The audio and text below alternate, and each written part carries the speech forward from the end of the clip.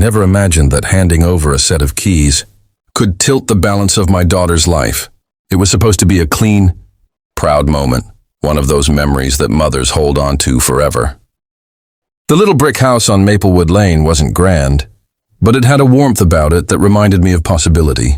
2 bedrooms, an honest kitchen, a porch that creaked when you stepped wrong, and a garden patch out back that waited like an empty canvas. I had worked for years, saving piece by piece, cutting corners, sewing instead of buying, and finally I was able to buy it outright. Not for me, for her. For Anna. She had always deserved more than what life had thrown at her. Since childhood, she'd carried herself like someone who could see beauty even in scraps. When her classmates bought new dresses, Anna would take my old skirts and, with scissors and stubbornness, make something out of them. When she was little, she used to line up daisies on the window ledge, pressing them into books so they'd last forever. My Anna, gentle, patient, never demanding. That morning, as I pressed the keys into her hand, I saw her fight to steady her breath. Her eyes shimmered, and for just a second I saw the same girl who once tripped on the school steps, scattering daisies into the wind, then laughed even as she scraped her knees. "Mom," she whispered, her voice unsteady. "I don't deserve this." "You do," I told her firmly. "You've earned every bit of peace this house can bring." Her fingers closed around the keys as if she were afraid they'd vanish.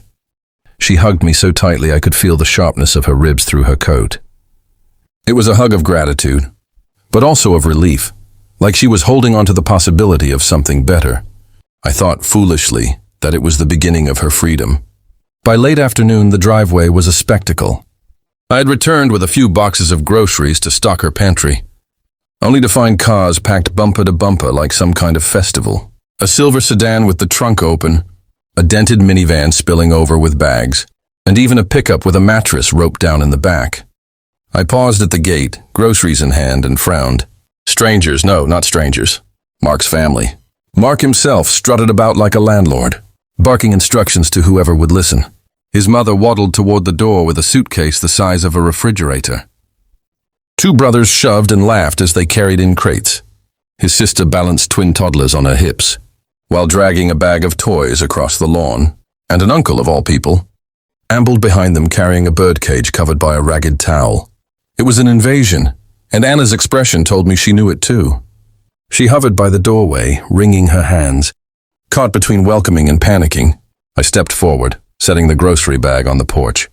"What's all this?" I asked, trying to keep my voice even. Mark glanced at me, his mouth curving into a grin that never reached his eyes. "Family moving in, Mrs. Hayes. You know how it is. Hard times, tight spaces. We help each other out. Don't we, babe?" Anna nodded quickly, her smile thin, almost brittle. Inside, the house transformed in less than an hour. Boxes stacked in corners. The hallway clogged with shoes that weren't hers. The sofa buried under coats. His mother declared, without a hint of shame, that she would be taking the larger bedroom. My back can't handle those smaller mattresses. The brothers argued over who got the basement, their voices echoing like a storm. The sister scattered plastic toys across the living room, until it looked like a daycare. And through it all, Anna moved like a ghost, her shoulders folding inward. "Anna, some tea," Mark called from the kitchen. She obeyed without protest, slipping into the kitchen as though she were a maid instead of a homeowner. Minutes later, she emerged with a tray, cups rattling against saucers as her trembling hands balanced them. She served his mother first, then the brothers, then the sister. No one thanked her. When she set the tray down in front of Mark, I spoke. "Anna, you don't have to do this." Mark's head snapped toward me, a smirk spreading across his face. "She's just being a good wife, Mrs. Hayes, knows her role. We take care of family, don't we, babe?" Anna's lips stretched into something that looked like a smile. But her eyes, oh her eyes, pleaded silently with me not to push further. I bit back the words rising in my throat. That night, after the house finally quieted and the strangers, no, invaders, settled into their claimed spaces, I sat alone at my own kitchen table. The groceries I had meant for Anna still sat in their bags, untouched. My tea grew cold as I stared at the wall, fury tightening every muscle. I'd bought that house so my daughter could breathe. Instead, Mark and his clan had swarmed it like locusts, stripping her of dignity before she could even hang curtains. I replayed the look in her eyes, how quickly her joy had dimmed. how her shoulders had bent under the weight of unspoken demands. She wasn't free. She wasn't even safe. She was trapped under the very roof I had gifted her. And yet beneath my sorrow, something hardened. They believed they had claimed her, that the house was theirs, that Anna was theirs to command. They laughed and lounged and barked orders as if I were invisible, as if the deed in her name meant nothing. But I am not invisible. I am her mother, and if they thought they could crush her spirit without consequence, they had gravely underestimated me. I would not shout. I would not fight in the open. No, I would bide my time, sharpen my plans, and when the moment came, I would wipe the smug smile off every last one of their faces. For Anna. Always for Anna. The first week in that house should have been a honeymoon of sorts. New walls, new routines, the freedom of decorating a place that was truly her own. Instead, it became a test of endurance. Every morning, before the sun climbed past the fence posts, Anna was already awake. I know because I often walked by, unable to resist checking on her. Through the window, I would see her in the kitchen. Hair tied back, shoulders hunched, moving between stove and counter like a tired shadow. The smell of frying eggs and bitter coffee drifted into the street. Not for herself. Not even for Mark alone. For all of them. His mother sat at the table like a queen expecting service, tapping her nails against the wood if Anna was too slow. His brothers lumbered in shirtless, demanding toast or more sugar. The sister brought her twins in screaming, and Anna scooped them up while her own breakfast cooled untouched. Even the uncle, the one with the bird, expected his tea brewed a certain way. I counted once. 9 plates, 9 cups, 1 Anna. When I knocked on the door that morning, she rushed to open it, pressing a finger to her lips. "Mom, please, don't say anything," she whispered, eyes darting toward the kitchen where Mark's family lounged. "I only brought some bread," I murmured, holding up the bag. Her smile was grateful, but weary, the kind that cracked at the edges. She snatched the bread and tucked it under her arm. "Thank you. I'll hide it. The boys eat everything before I even get a slice." Her words twisted in me like a knife. I wanted to storm in, to shout at every last one of them to pack their bags and get out. But Anna's grip on my arm stopped me. "Not now, Mom," she begged. "Please, it'll only make it worse." Days blurred into one another. Each time I visited, I saw more of my daughter disappear. Her laugh, once quick and musical, became rare. Her posture slumped. Bruises of exhaustion colored her eyes. Mark, meanwhile, thrived in his kingdom. He sprawled on the couch, television blaring, while Anna swept the floor around his shoes. He barked orders with casual cruelty. "Anna, another beer. Anna, take the kids outside. Anna, did you wash my work pants yet?" His mother was no better. She criticized Anna's cooking, her cleaning, even the way she folded laundry. "Didn't your mother teach you better?" She sneered once, not realizing or not caring that I stood in the doorway behind her. I stepped forward then, my voice sharp. "Her mother taught her plenty. Maybe you'd like to fold your own laundry if it's not up to standard." The room went still. Mark glanced at me, smirked, then turned back to his show. His mother huffed but said nothing. Anna's eyes flickered to mine, wide with both gratitude and fear. That look told me enough. If I pressed harder, Mark's wrath would land squarely on her shoulders the moment I left. So I bit down my fury and stayed silent for now. At night, I lay awake in my own bed, replaying every detail. How could I have been so blind? I had handed my daughter not a sanctuary but a cage, gift-wrapped in good intentions. But guilt alone would solve nothing. If I charged in with threats or demands, they would twist it against Anna. Mark would call me meddlesome.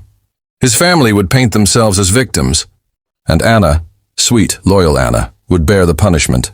No, I needed patience. I needed strategy. So I began to plan. I started small. Each time I visited, I looked carefully at the house itself. Which repairs had Mark ignored? What bills were piling up on the counter? Where were the cracks forming in their little kingdom? Because there were always cracks. Families like that, greedy and lazy, eventually tripped over their own weight. Meanwhile, I kept Anna close with small gestures. Bread tucked into her pantry, fresh fruit hidden at the back of the fridge, a whispered reminder that she was not alone. Her eyes softened each time, though her smile remained faint.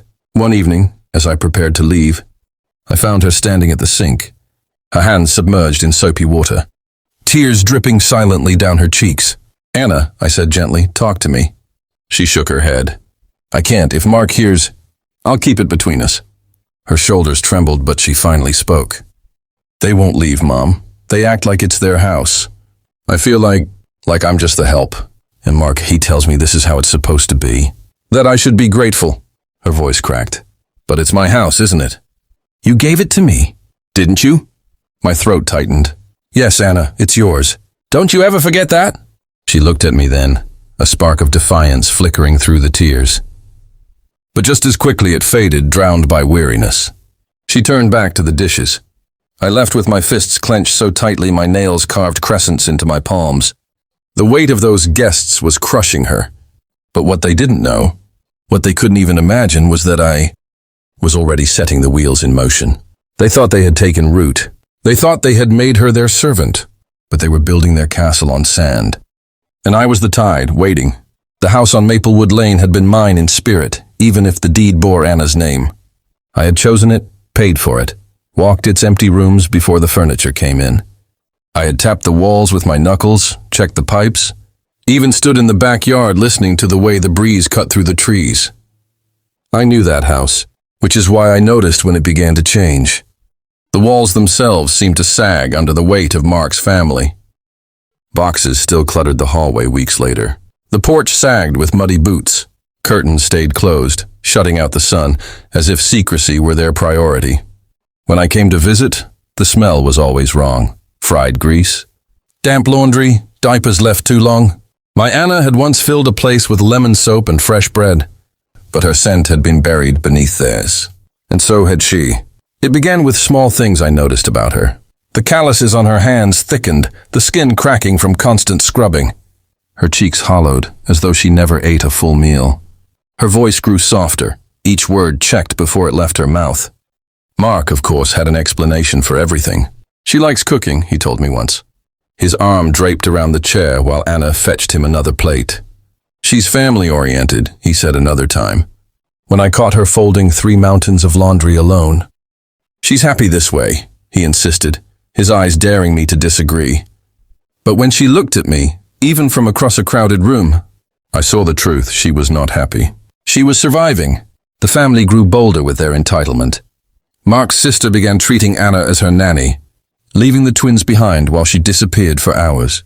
One afternoon I arrived to find Anna in the yard, juggling 2 screaming toddlers and a basket of laundry while Mark's sister strolled up the street with a shopping bag and a smug grin. His brothers were no better. They ate like wolves and left trails of mess wherever they went. Once I watched one of them toss an empty soda can across the room, letting it clatter on the floor near Anna's feet. "You'll get that, right?" he said. She bent to pick it up without a word. Even his mother, who had claimed the larger bedroom, began acting like a matriarch of royalty. She ordered Anna about with clipped commands. More sugar, less salt. Don't leave streaks on the glass. If Anna faltered, the woman sighed dramatically, muttering, "Didn't your mother teach you better?" Each time she said it, I burned inside. Each time I wanted to remind her exactly who Anna's mother was. It was during one of those visits that I first noticed the envelopes. A stack of them, unopened, piled on the kitchen counter. Utility bills, I guessed, their edges curling. I brushed my hand across the top and felt the weight of neglect. "Mark," I asked casually, "are you keeping up with the payments?" He waved a hand. "Don't worry about it, Mrs. Hayes. We've got it covered." But I knew that tone, that dismissive flick of the wrist. They weren't paying. They were bleeding the house dry, just as they were bleeding Anna. That's when the first seeds of my plan began to take root. I started documenting things quietly. Notes in a small notebook I kept in my purse. Date, time, what I saw, who left trash where, who shirked responsibility, which bills went unopened. Every detail mattered, because families like theirs always thought they were untouchable. But no one is untouchable when the walls start to close in. And I knew how to make the walls close in. Meanwhile, Anna's spirit flickered weaker by the day. One evening, I found her in the backyard, crouched near the little patch of garden. Her hands worked the soil absently, pulling weeds that weren't even there. Her face was pale in the fading light. "Sweetheart," I said gently, "come sit with me." She sat on the steps, wiping dirt onto her apron. For a while, we watched the sky fade to violet. Then she whispered, "I thought this house would change everything." "It still can," I said, though my voice caught. "Not while they're here." Her eyes glistened. Mom, I don't even feel like it's mine. Sometimes I wonder if I'm the guest. I took her hand, rough and raw from cleaning. It's yours. And one day soon they'll know it. She looked at me then, searching my face as though trying to believe me. I held her gaze until she nodded faintly, the tiniest ember of hope kindling inside her. The first true crack appeared when the power company finally caught up. I happened to be there when the man knocked at the door. Mark swaggered over, signed a paper, and closed the door with a curse. The notice was taped right there for anyone to see. Final warning. Service will be disconnected if balance is not paid. Anna's eyes widened as she read it. Mark. Don't start, he snapped, crumpling the paper. It's just a scare tactic. They won't cut us off. But I had seen enough notices in my life to know better. I kept my voice even. They will. And soon. Mark glared at me, as though I had spoken a curse instead of the truth. Mind your business, Mrs. Hayes. Her house is my business, I shot back. The room went silent. His brothers shifted uncomfortably. His sister hushed her twins. Even his mother paused. For a brief moment, I saw a crack in their confidence. Mark sneered. We'll handle it. But he didn't, and I intended to use every mistake he made. That night, in the quiet of my kitchen, I opened my notebook. Bills unpaid, I wrote. Utilities at risk. House overcrowded. Anna exploited. Then, beneath it all, I scrawled a single sentence that steadied my resolve. They think they've won, but the walls are already crumbling. The notice on the door had been a warning. I knew it, Anna knew it, but Mark treated it like a joke, tossing the paper aside and pouring himself another drink. His family carried on as if the walls of that house were indestructible. But walls talk, and they crumble. The first sign came one humid evening when I walked up the path and saw the house cloaked in darkness. No porch light, no hum of television through the window. Just shadows and silence. I knocked. Mark flung the door open, scowling. Behind him, the living room glowed faintly with candlelight. The twins whined in the background, frightened by the dark. His mother sat rigid in her chair, fanning herself with a magazine. They cut the power, Anna whispered from the corner. Her voice was brittle, as though it might shatter if she spoke any louder. Mark's jaw tightened. It's temporary. We'll sort it out. But I could see the sheen of sweat on his forehead. He hadn't expected it. That night, Anna walked me out to the porch, clutching a candle stub in her hand. The flame flickered against her face, painting her features in a wavering orange glow. Mom, she said, her voice low, what if they never leave? What if this is my life now? Her question cut through me. I wanted to tell her that I would never let it happen, that I'd burn the whole house down before letting her rot in servitude. But instead, I touched her cheek and said, they will leave. And when they do, you'll have your home back. Her eyes shimmered with doubt, but she nodded. Because she wanted so desperately to believe me. The blackout lasted 3 days.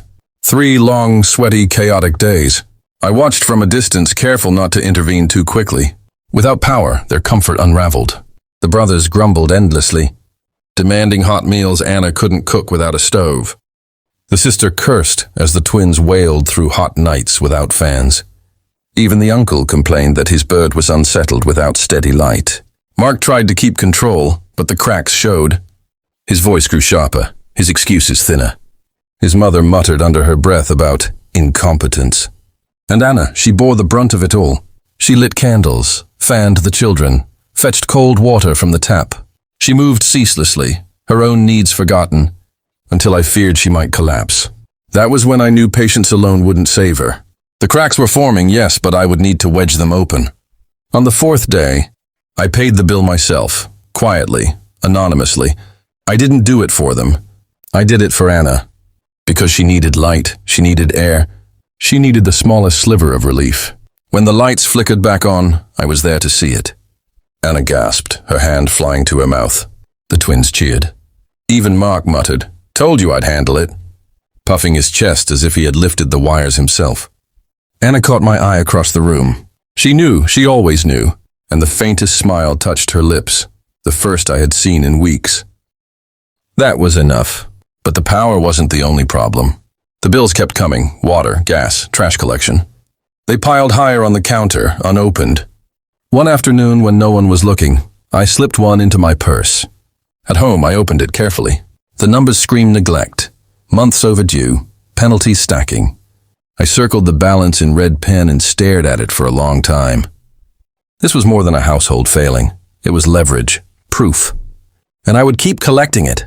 Meanwhile, the weight on Anna pressed harder. One evening I arrived to find her scrubbing the kitchen floor on her knees, sweat dripping into the bucket beside her. Mark lounged in the next room, barking at a football game. "Anna," I said sharply, "stop." She froze, rag in hand, then looked up at me with hollow eyes. "If I stop, he'll only yell." "Let him yell," I said, but my voice trembled. She shook her head. "You don't know what it's like when you're gone." Her words chilled me. I crouched beside her, taking the rag from her raw hand. "Sweetheart, this isn't living. This isn't what I gave you this house for." Tears brimmed in her eyes, but she blinked them away. "Maybe it's what I was meant for." "No," my voice was fierce now. "You were meant for more than this. And I'll prove it." She searched my face, uncertain, but I held her gaze until slowly she nodded. The turning point came a week later. A city inspector knocked on my door early in the morning, clipboard in hand. "Ma'am, are you the homeowner of 412 Maplewood Lane?" he asked. My pulse quickened. "No, my daughter is." "We've had complaints of overcrowding, possible violations." "Too many occupants registered." I nearly smiled. I hadn't filed the complaint, but someone else had noticed. Maybe a neighbor, tired of the noise and the endless line of cars. "Do your job," I said simply. And I knew then that the tide was shifting. That evening I sat at my kitchen table with my notebook, flipping through pages of evidence, unpaid bills, observations, dates, details. The house was groaning under the weight of Mark's family, and sooner or later it would collapse. My job was to make sure Anna didn't collapse with it. So I sharpened my pencil, and in the quiet of my kitchen, I wrote 3 words that steadied my resolve. It's beginning now. The knock came just as the sun rose over Maplewood Lane, spilling orange light over the cracked sidewalks. I had been at the house early, as usual, carrying a basket of breakfast for Anna. The door hadn't yet opened, but I could hear Mark muttering inside. The sound of his voice already irritated. I opened the gate and froze for a moment. There, clipboard in hand, stood a man in a plain uniform, eyes scanning the house with a practiced detachment. "Ma'am," he called. I stepped forward. "Yes? Can I help you?" "I'm from the city inspection office. I need to speak with the homeowner regarding complaints of overcrowding and possible violations." Mark emerged behind me, shirt wrinkled, hair tousled. He squinted at the man, then at me. "This is a mistake," he said sharply. "We're fine. Everything's fine." The inspector's eyes narrowed. "That's not what we've been told. I need to see inside." Inside, the house was chaos magnified. The kitchen smelled faintly of burnt toast and damp laundry. Toys were scattered across the living room floor. The twins whined from a corner, tired and cranky. Anna appeared from the hallway, her apron dusted with flour and dirt, hands shaking slightly. "Mrs. Hayes?" the inspector asked. "I live here," I said firmly. "But the house belongs to my daughter. Anna, she can answer any questions you have." Anna stepped forward timidly, eyes wide. I live here, yes. There are people here." Mark scowled. "Don't say a word. This is under control." The inspector ignored him, jotting notes on his clipboard. "Too many residents for the property's size. Complaints of neglect. Utilities unpaid. Safety hazards. Can you explain why the house is overcrowded?" Anna's hands twisted in front of her. I don't know. My husband's family. They just moved in." Mark's mouth dropped open. "Anna," he barked, red-faced. "What are you saying?" "I'm telling the truth," she said softly, her voice growing steadier. "They don't pay for anything." I do everything." Silence fell. Mark's mother opened her mouth to protest, but no words came out. The brothers shuffled awkwardly, avoiding both our eyes. His sister tried to wrangle the twins, but they screamed louder, as if mirroring the tension in the room. The inspector wrote quickly, nodding. "This is serious. Multiple violations. Fines will be issued, and the family may be required to vacate. You will receive written notice." Mark's face turned white. "This is impossible. Facts, sir," the inspector said, flat and final. "Facts. You'll be hearing from the office shortly." When the man left, the house felt like it had shrunk. Even the walls seemed to lean in, pressing the family together uncomfortably. Anna slumped against the counter, a faint smile breaking through her weariness. "Mom," she whispered. I hugged her tightly. "See? The first crack appears," I said. "And there are more to come." Mark paced like a caged animal. This is absurd. You think a piece of paper will scare us out? I don't need to, I replied. They've already scared themselves.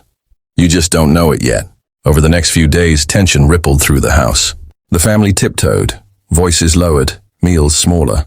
Anna moved freely for the first time in weeks, taking care of her own things again without constant interruption. And I, patient and calculating, began putting pieces into place. I made small adjustments, nudging bills, calling the city anonymously with follow-ups, keeping careful records. Each action built a chain reaction. Mark didn't notice at first, but the cracks widened.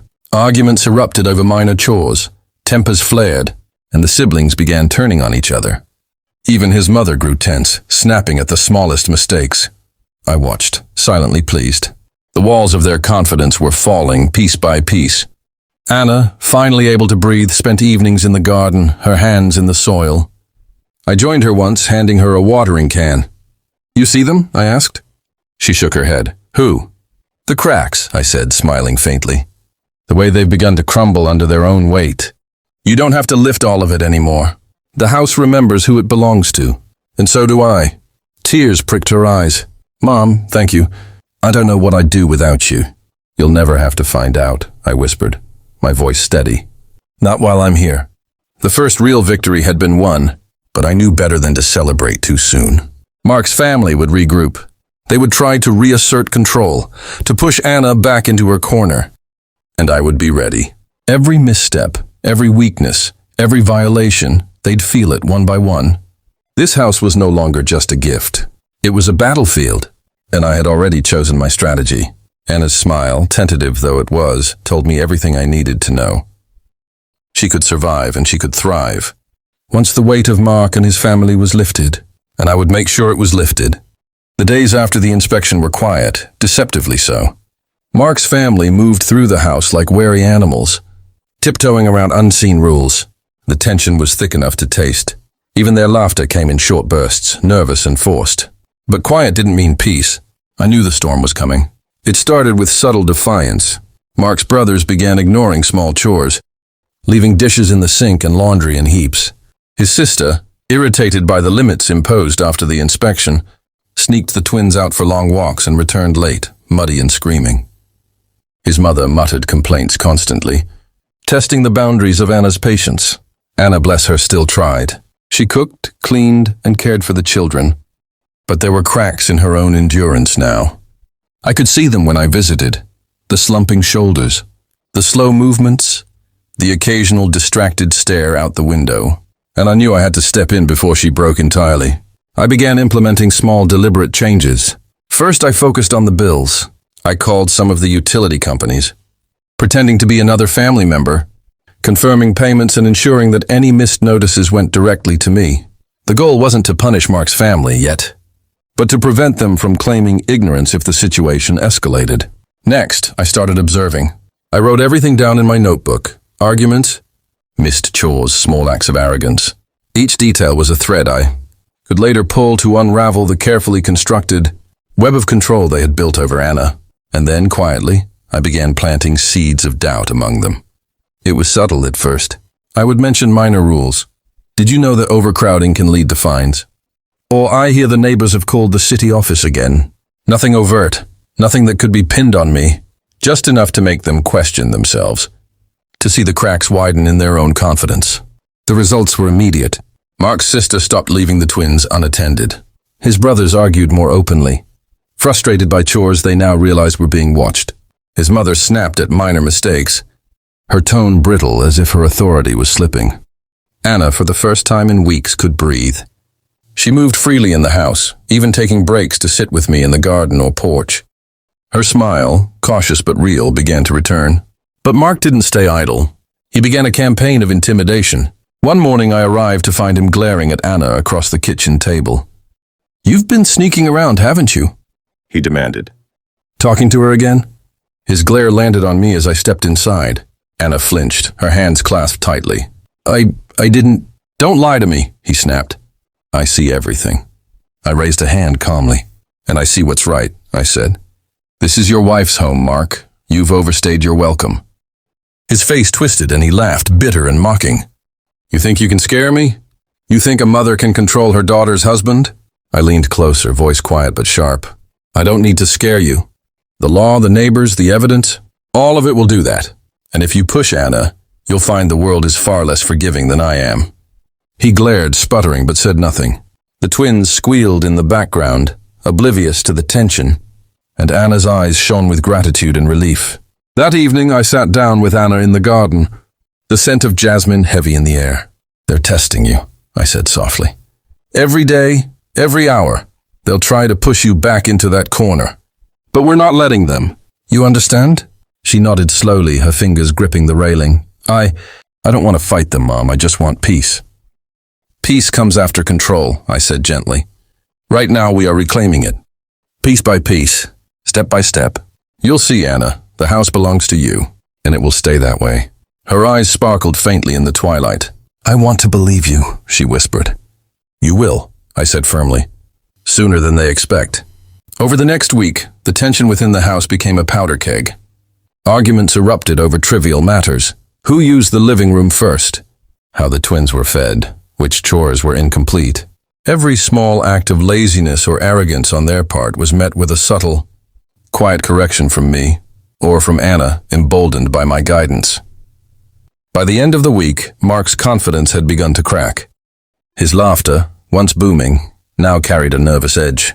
His mother's haughty commands had dulled. Even the twins, sensing the shift in energy, began to cry and fuss more frequently, unearthing stress in the family dynamic that no one could ignore. I watched it all from the sidelines, notebook in hand, a quiet smile tugging at my lips. The tide was turning. The first true sign of victory came one rainy afternoon. Mark's brother tried to bark orders at Anna over the dishes, demanding she dry plates faster. She froze for a moment, then turned to me. I nodded once, subtly, and she spoke for the first time in weeks without fear. No, she said firmly. I am not your servant. This is my home. You will respect that. The words, simple but powerful, cut through the room like a knife. The brothers froze. His mother's jaw tightened. Even Mark stumbled over his words, red-faced and flustered. It was the first crack in their armor that didn't require an inspector. A bill or a notice. Anna had taken a stand, and they had no choice but to step back. That night I returned home, heart steady but proud. Anna had begun to reclaim her voice, and the family's arrogance had begun to collapse under its own weight. I opened my notebook and wrote carefully 3 words that would guide the next phase of my plan. The reckoning begins. The air in the house had shifted. You could feel it the moment you stepped inside. What had once been a place of laughter and chaos now vibrated with unease. Mark's family moved cautiously, glancing over their shoulders as though shadows themselves were watching. Anna, for the first time, walked freely. She cooked for herself without rushing, tended to her own tasks without fear, and even laughed quietly in the garden with me. It was time. The first domino fell with the water bill. I had been keeping careful track, and now the account was overdue by a full month. I called the water company, presenting myself as a family member, and quietly confirmed that the unpaid balance would result in a shutoff within 24 hours. When the water stopped running the next morning, chaos erupted. Mark bellowed, pacing the kitchen. What's going on? Who did this? Anna calmly lifted the empty jug. The bill wasn't paid, she said. Mark's mother gasped, clutching her pearls. How could this happen? His brothers grumbled, stomping around the house in frustration. Even the twins began to whine at the sudden lack of bathwater. I watched from the doorway, notebook in hand, as the house began to crumble under its own weight. Next came the inspection follow-up. A city official returned unannounced, clipboard ready. Fines had been issued. Overcrowding violations were real, and now enforcement was looming. Mark's family panicked. They whispered in corners, blaming one another, pointing fingers. The unity they had once flaunted dissolved in a flood of fear and anger. Anna, standing beside me, looked both frightened and relieved. Mom, they're going to be forced to leave, aren't they? I nodded. Yes, but they won't go quietly. You have to be ready for their resistance. Her hands trembled slightly, but her eyes were steady. I think I can do it. The first real confrontation came that evening. Mark tried to assert control as he always had. Anna, serve dinner now, he barked, expecting compliance. She looked up, her posture firm. No, she said. This is my house. You will respect it, he laughed, mocking. Do you think saying no changes anything? I run this house. I stepped forward. Not anymore, I said, voice calm but unwavering. You've overstepped. You've neglected, abused, and ignored rules. The city is involved now. You are guests, not rulers. For a moment he froze, disbelief etched across his face. His mother flared, opening her mouth to protest, but I raised a hand. Silence. Every misstep you've made is documented. Every unpaid bill, every violation. The law is on our side. Even the twins sensed the shift. Their cries faltered, and then silence filled the room. Over the next few days, the pressure intensified. Utilities were strictly monitored. Notices arrived from the city, each one adding weight to the family's panic. Mark's brothers began to argue among themselves, frustration boiling over. His sister tried to manipulate Anna emotionally, but Anna now had a backbone she hadn't shown in months. And through it all, I guided her quietly, giving advice when needed, bolstering her confidence with subtle encouragement. It was working. Then came the decisive moment. One rainy afternoon, I arrived to find Mark attempting to pack his things. We're leaving, he said abruptly, his voice tight with frustration. I can't stay here with all of this. His mother glared, furious, but even she could not defy the mounting evidence of their failures. His brothers muttered, muttering excuses as they gathered their belongings. Anna watched, hands clasped, her face a mixture of relief and pride. Mom, it's finally happening, she whispered. Yes, I said softly, it is. And soon this will truly be your home. By the end of the week, the house was quiet again. Anna moved freely, no longer weighed down by their demands. I helped her settle the final bills, ensuring the property was secure and all documents were in order. We sat in the garden that evening, the sky painted in deep purples and oranges. She leaned against me, exhausted but content. It feels like it's really mine now, she said. I smiled, brushing a stray hair from her face. It is, and it always will be. You earned it, and no one will take it from you again. The reckoning had been delivered, not with violence, but with patience, strategy, and unwavering resolve. Mark's family had learned their lesson, and Anna had reclaimed not just her home, but her dignity. The house was quiet, truly quiet, for the first time in months. The air felt lighter, freer, as though it had been holding its breath, while the weight of Mark's family pressed down. Anna moved through the rooms like she belonged there, because she did. The walls no longer carried the echoes of bickering and entitlement. Instead, they resonated with the soft hum of normal life, the clink of dishes, the rustle of laundry, the occasional squeal of laughter from the garden. Mark's family was gone.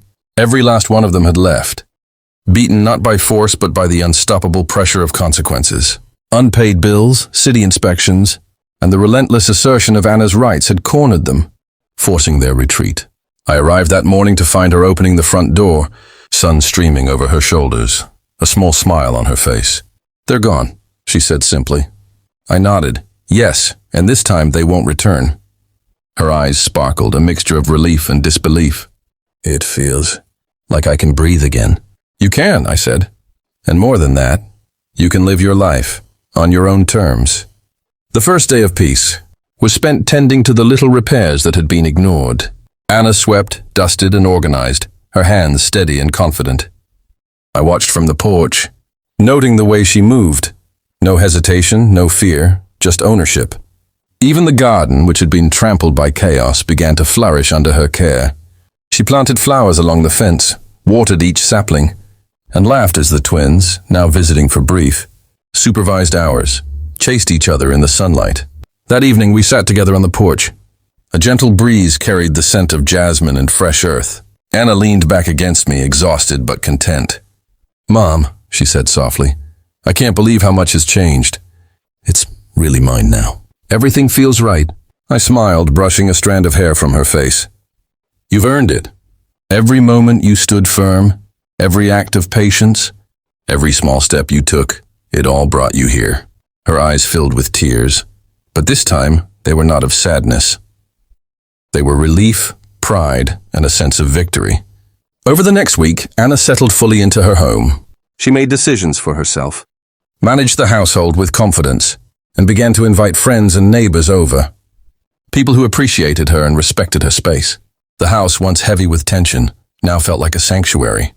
I continued to support her quietly, offering guidance when needed, but it was clear that she had grown stronger.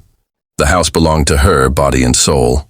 She no longer served anyone but herself and those she chose to care for. Mark's family tried to call, to visit, to reclaim what they thought they could take. But every attempt was met with firm boundaries and polite refusal. Anna's voice, once hesitant and weary, now carried authority. One evening, a message came from Mark. "I hope we can talk." Anna read it, folded the phone carefully, and smiled faintly. "No," she said softly. "There's nothing to discuss. This is my life now." And it was true. The final act of reclamation came when we organized the last of the bills. Documents and ownership papers. Everything was in order, legally and practically. Anna no longer had to fear unpaid balances or surprise inspections. Her home was secure, hers alone. We sat together one evening, the house glowing warmly around us, and I realized something. The battle had not just been for the house. It had been for Anna herself, for her dignity, her voice, her right to live free from control and intimidation. She looked at me then, eyes bright with gratitude. "Mom, I don't know how to thank you. You saved me." I smiled, squeezing her hand. "You saved yourself, Anna. I just helped you remember how strong you are." The days that followed were quiet, peaceful, and full of small joys. Anna grew more confident each morning, tending her home and her life with grace. She laughed freely again, cooked for herself and neighbors, and even hosted small gatherings, filling the house with warmth and love. And I knew finally that my strategy had worked. The family that had once imposed themselves so heavily had been removed not through anger, but through patient calculation, consequence, and unyielding resolve. Anna's home was truly hers, and no one would ever be able to take that away again. As night fell over Maplewood Lane, I watched Anna from the porch. She moved through her home with ease, her spirit unburdened. The lights in the house glowed softly, steady and warm. The storm had passed. The house was hers, and for the first time both of us could rest, knowing that justice, quiet, patient, unrelenting justice, had been served. The house no longer felt like a battlefield. Its walls, once heavy with tension and resentment, now resonated with warmth and calm. Morning sunlight streamed through freshly cleaned windows, dancing across the polished floors. The garden, once trampled and neglected, was now a tapestry of flowers and greenery that Anna tended with care. It was quiet but not lonely. The soft laughter of neighbors visiting, the chirping of birds, and the occasional squeal of the twins filled the space with life. Anna moved through her home with confidence now. Every step, every gesture carried assurance. She cooked meals not out of obligation but with joy. She cleaned, arranged, and decorated not for anyone else, but because she wanted to live in a space that reflected her identity. Even the little things mattered. She brewed her morning tea in her favorite cup, a delicate porcelain piece that had been hers before the chaos began. She set it on the table by the window, looking out at the garden she had restored. The scent of jasmine mixed with fresh tea, a small but significant marker of her reclaimed life. I visited her often, but now as a friend and guide, not a rescuer. My role had shifted. Anna no longer needed my constant intervention. Instead, I observed quietly, offering advice when asked, smiling when I saw her handling challenges on her own. She had grown stronger than I had imagined possible.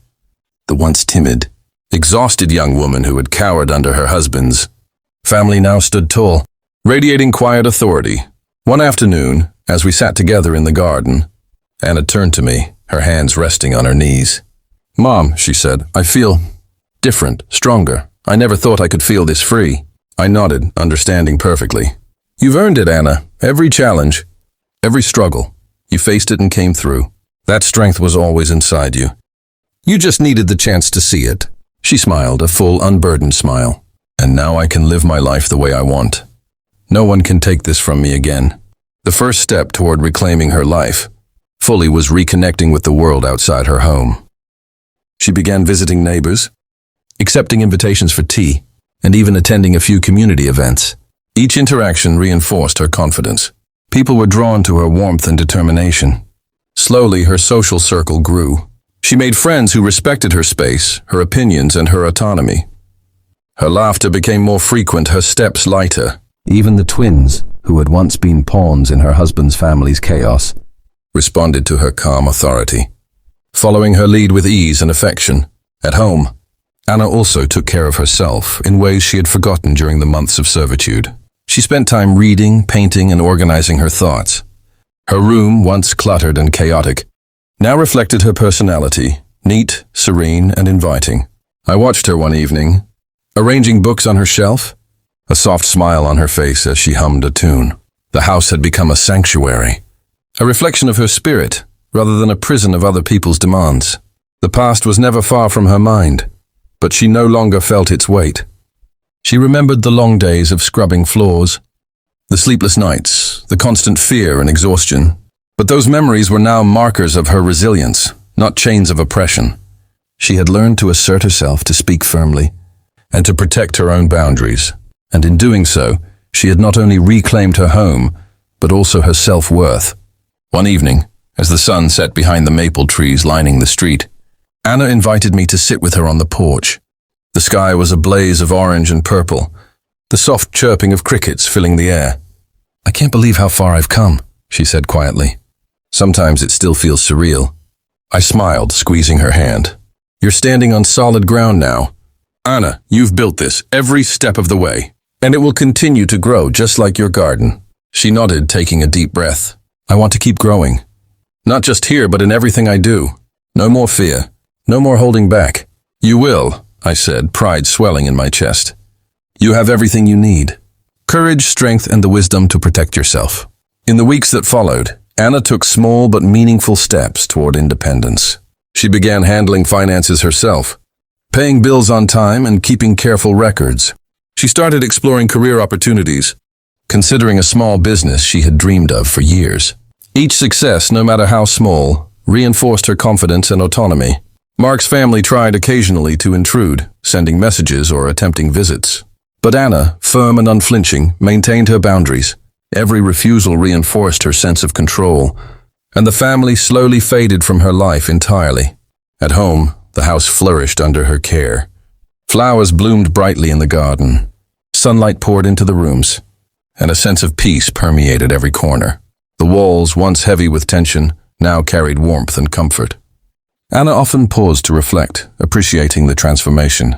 She had endured hardship, but she had emerged stronger, wiser, and free. And she knew she would never again allow anyone to diminish her spirit.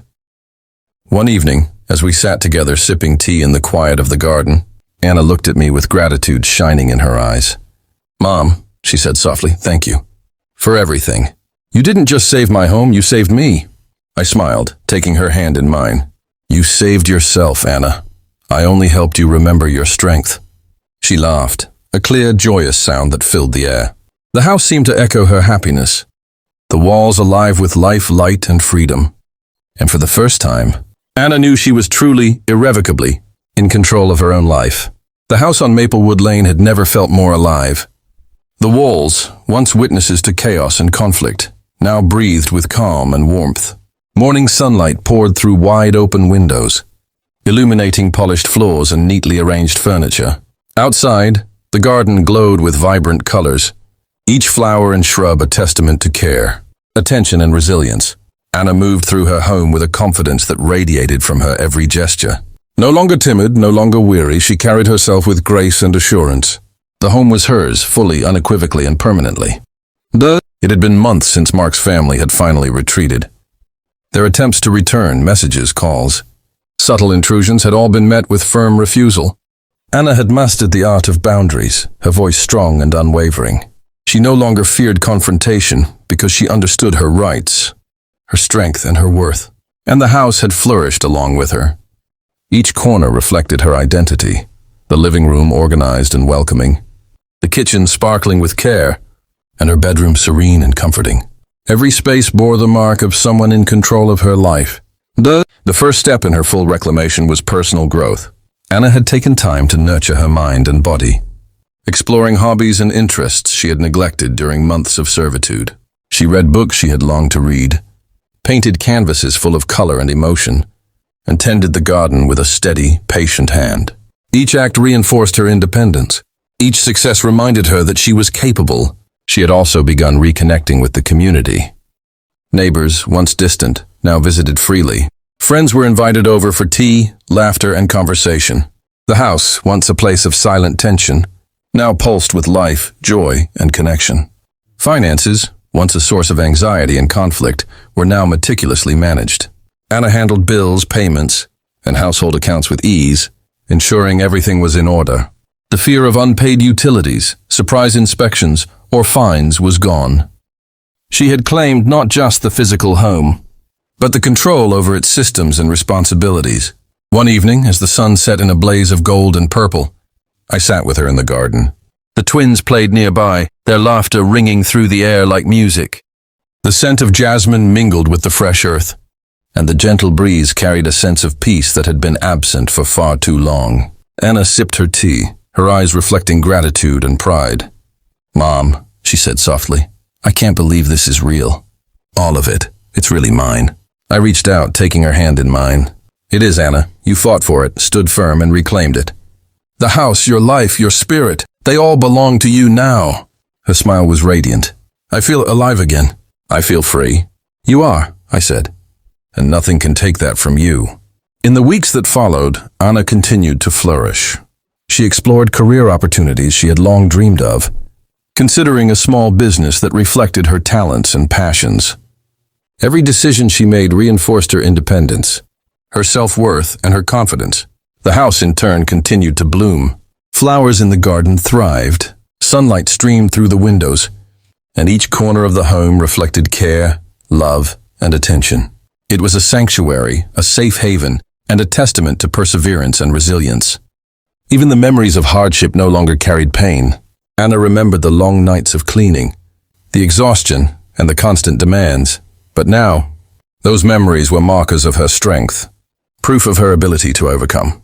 They reminded her that she could endure, confront, and rise above any challenge. Mark's family, once so imposing and controlling, faded from her life entirely. Their attempts at influence were met with calm but firm boundaries. Anna no longer felt fear or hesitation. She knew her power and exercised it wisely. The house, once a battleground, was now a place of security and autonomy. One evening, as twilight fell over Maplewood Lane, Anna stood on the porch, looking out over her garden. The air was still, the sky painted in shades of pink and purple. She breathed deeply, savoring the peace and stability she had worked so hard to achieve. "Mom," she said quietly, I finally understand. Home isn't just a place. It's a feeling, a sense of safety, and the freedom to be yourself. And now I have it." I smiled, proud and content. "Yes, Anna, you have it. You've earned it, and it will stay with you, always." She leaned back against me, the sun dipping below the horizon, casting a golden glow over the house she had reclaimed. For the first time, she felt fully, truly at home. The journey had been long and arduous. There had been fear, hardship, and struggle, but through patience, courage, and determination, Anna had emerged victorious. The house was no longer just walls and furniture. It was a sanctuary of freedom, dignity, and empowerment. And Anna, standing tall and confident, knew that no one, no family, no outside force, no circumstance could ever take that from her again. As night settled over Maplewood Lane, the lights in Anna's home glowed softly, steady and warm. The garden rested under the moonlight, flowers swaying gently in the breeze. And inside, Anna sat with a sense of serenity. The weight of the past lifted, and the promise of the future bright and unshakable. Home at last. Months had passed since the last echoes of Mark's family had faded from Maplewood Lane. The house, once a place of conflict and chaos, now radiated warmth, peace, and stability. Every corner bore the mark of Anna's care, her independence, and her strength. She moved through her home with ease, the confidence that had grown in recent months now steady and unshakable. Morning sunlight streamed through the windows, illuminating a space that reflected her personality. Organized, vibrant, and alive, Anna had fully settled into her life. She managed the household efficiently, paying bills on time, maintaining the garden, and ensuring the home ran smoothly. But more than that, she had reclaimed her spirit. Her laughter was frequent, her smile genuine, and her steps light. Neighbors admired her resilience and her kindness, and she had forged meaningful friendships with those who appreciated her for who she was. Invitations for tea, small gatherings, and community events were no longer sources of stress. They were moments of connection and joy. Her personal growth extended beyond the walls of the home. Anna had pursued opportunities she had once only dreamed of. A small business venture, which combined her creativity and organizational skills, was underway. Each step she took toward independence reinforced her sense of self-worth and empowerment. She had learned to assert boundaries firmly, to say no without guilt, and to protect her own peace. Even when reminders of the past surfaced, they no longer carried the weight of fear or oppression. Instead, they were markers of strength and perseverance. One evening, as the sun dipped below the horizon, Anna stood in her garden, watching the flowers she had planted sway gently in the breeze. The air was filled with the scent of jasmine and fresh earth, a serene reminder of life's quiet joys. She reflected on the journey, the long months of struggle, the relentless demands of Mark's family, the inspections, the unpaid bills, and the constant fear. And yet here she was, standing tall, free, and fully in control of her life. I joined her quietly, sitting on the porch as the sky turned a deep shade of indigo. She smiled at me, a mixture of gratitude and peace. "Mom," she said softly, "I never thought I'd feel this whole again. I thought I'd always be trapped by them, by fear, by their control." "You're free, Anna," I said gently. "Not just from them, but from the fear that held you back. You found your strength, and now you live by it every day." Her eyes glimmered with emotion. "And I'll never forget it. I'll never let anyone take this life from me again." "You won't," I assured her, "because now you know your power and you know your worth." The months that followed were filled with small victories and simple joys. Anna tended to her garden each morning, her hands in the soil, nurturing life as she had nurtured her own spirit. She hosted friends and neighbors for gatherings, sharing laughter, meals, and stories. She pursued her business venture with determination, every milestone a testament to her independence. Even the twins, who had once been caught in the chaos of their parents' control, thrived under Anna's guidance. They played freely, laughed easily, and respected her authority without fear or resentment. Mark's family became a distant memory. Their failed attempts to interfere were met with polite but firm refusals. Anna no longer felt anxiety or tension at their name.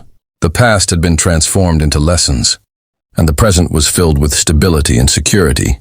The house itself reflected this transformation. Every room, every object, every corner carried the imprint of her care. The walls were no longer witnesses to conflict. They were witnesses to resilience, growth, and reclaimed power. One quiet evening, as the stars emerged in the sky, Anna and I sat on the porch, watching the moon cast its soft glow over the garden. The air was filled with peace, the gentle hum of life, and the promise of a future built on her own terms. "Mom," she said, her voice calm and confident, "I finally understand what home truly means. It's not just a place. It's safety, freedom, and the ability to be yourself. And now I have all of that." "You do," I said, smiling. "And you will continue to have it. Because you claimed it, you nurtured it, and you protected it. No one can ever take it from you." Her gaze softened as she looked around her home. "It's beautiful," she whispered. "Not just the house, but everything. My life, it's finally mine." "Yes," I said gently, "and it always will be." As the night deepened, the house glowed softly, warm and inviting. The garden rested under the moonlight, flowers swaying in a gentle breeze. And inside, Anna sat quietly, the weight of the past lifted from her shoulders. She had endured, she had fought, and she had triumphed.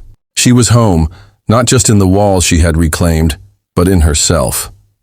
And that was a victory no one could ever take away.